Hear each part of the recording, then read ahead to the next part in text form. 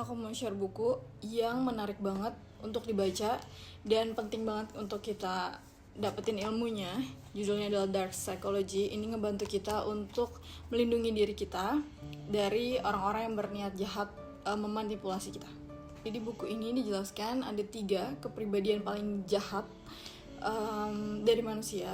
Itu adalah seperti segitiga gitu. Ada Machiavellism, ada narsistik, dan juga yang terakhir adalah psikopat. Nah, apa aja teknik mereka yang mereka gunakan untuk memanipulasi atau mengelabui korban-korbannya, itu dijelaskan di buku ini. Nah, untuk apa sih? Untuk kita tahu, untuk kita aware dan sadar agar kita nggak jadi korban mereka. Di buku ini juga dijelaskan contoh-contoh orang yang berkepribadian gelap. Itu ada Adolf Hitler. Dia merasa bahwa sangat narsistik banget ya, bahwa ras dia itu paling sempurna gitu di muka bumi. Terus juga ada Alexander Agung atau Alexander the Great.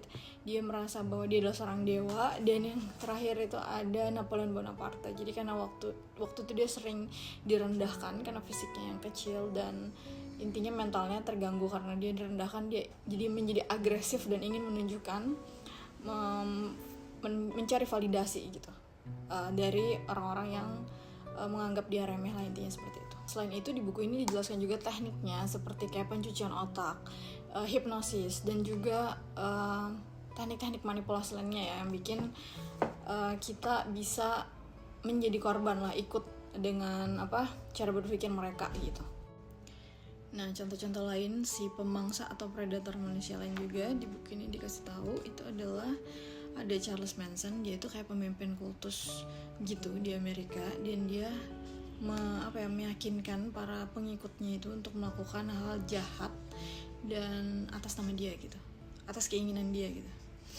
Terus juga ada Albert DeSalvo yang dia membunuh 13 wanita terus dengan cara yang sangat sadis gitu. Nah, membayangkannya tuh kayak ngeri banget gitu ya, kayak bener gak sih ini dilakukan oleh manusia gitu, kejahatan-kejahatannya itu. Karena di sini juga dikasih contoh-contoh lain seperti predator atau pemangsa manusia yang dia psikopat ya, yang nggak punya rasa bersalah, nggak punya emosi, empati gitu. Setelah dia membunuh belasan orang, dia menjalani kehidupannya seperti orang normal gitu. Dia bisa setelah membunuh tuh dia pulang makan gitu, dan dia melakukan kegiatan sehari-harinya dia lagi gitu, which is sangat di luar nurul gitu ya, menyeramkan.